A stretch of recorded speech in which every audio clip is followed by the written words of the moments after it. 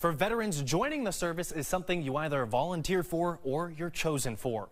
But serving your community after hanging up the uniform is a choice. We're introducing you to Bob and Rob Harper, a father-son pair of veterans using their training from the service to better help civilians every day. And you said, following in my dad's footsteps, so I completely did.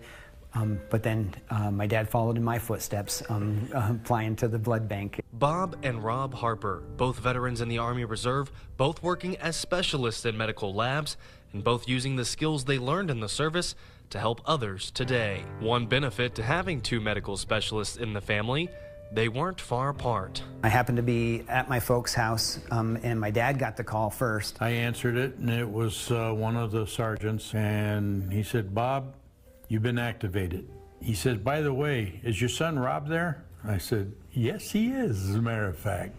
And I turned around and I said, "It's for you." So he hands me the phone. "You got 72 hours to make it to the station, grab all your gear." They called up 2,000 lab techs to Walter Reed Army Medical Center. We basically were called up to backfill the active duty people that went overseas. Although they were almost 20 years apart, both were born in New York. Both went to lab school in Fort Sam Houston, and for a brief, roughly 6-month period, working as one at the same site, assisting in Operation Desert Storm. I also had another son that was in the reserves also with us, so the three of us.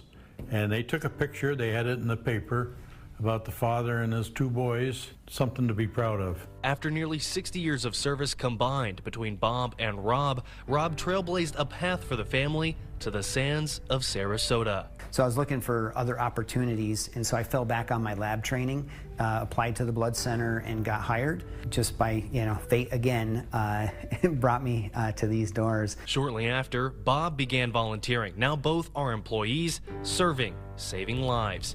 Appreciation, like blood, flows both ways. After a year and a half of encouragement and honor flight applications, Bob and Rob got the call once again together. Bob, Rob, and Rob's brother all going on honor flight. And to top it all off, one more generation, Rob's son. And to no surprise, his name is Robbie. For this bloodline, the history of the trip was personal. The Vietnam Wall stood out for me. And I had one that used to sit next to me in high school, and he was killed. And so we looked up his name. It's always good to go back and visit your classmate and, say a little prayer for him and just to be there with him. And what happened on the flight home? Enough to make the heart skip a few beats. Yeah, just was a great feeling inside. I was happy not only for myself, but I was happy for all the fellow veterans to get that welcome home. Yeah. When we walked outside, I couldn't believe the people.